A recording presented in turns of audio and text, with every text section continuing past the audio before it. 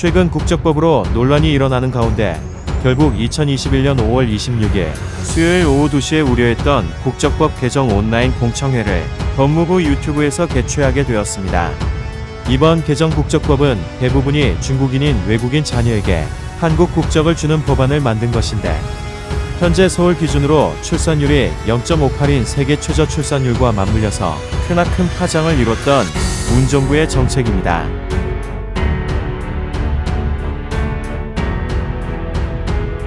강원도가 춘천과 홍천에 한중문화타운 건립 계획을 추진하다 반대 여론에 부딪혀 무산되었는데, 결국 또 강릉에 차이나 드림시티 건립을 추진한다는 사실이 뒤늦게 알려졌습니다.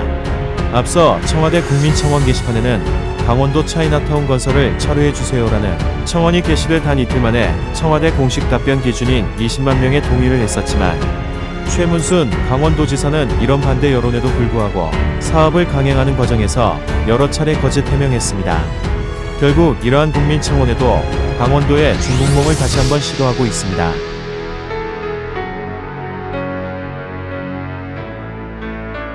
올해 1분기 중국인의 국내 부동산 거래 건수가 분기 기준으로 사상 최대치를 기록했습니다. 부동산 규제 정책의 빈틈을 노린 중국인이 대거 K부동산 쇼핑에 나서게 된 겁니다. 한국 국민들은 집을 구입하는 것을 차단하기 위해 대출 금지를 법으로 막아놓았지만, 현재 한국에 있는 중국인들은 아무런 제재를 받지 않는 채 점점 많은 부동산이 중국인들 손아귀에 넘어가고 있습니다. 결국 이러한 정책이 계속 유지가 된다면 앞으로 한국 국민들은 중국인 집주인 아래 월세를 내는 신세로 전락하게 될 것입니다.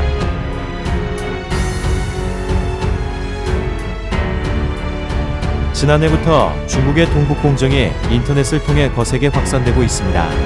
중국의 동북공정은 지난해 2002년 동북 삼성 역사및 문화에 관한 중국의 연구 프로젝트로 고구려와 발해 등 중국 국경 안에서 전개된 모든 역사를 중국 역사로 만들기 위한 시도가 있었고, 특히 지난해 2020년부터는 우리나라의 고유문화까지 침범하고 있습니다. 우리나라의 한복과 김치 등 한국 문화가 중국으로부터 비롯된 것이라고 주장하고 있는 것입니다.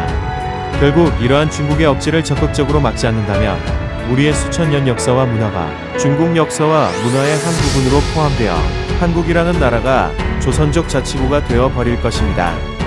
앞서 말한 것처럼 중국인 영주권자의 자녀가 한국 국적을 받게 된다면 중국인들의 선거권은 물론이고 대통령, 정치인 등 모두 출마 및 선거를 가능한 피선거권까지 갖게 됩니다.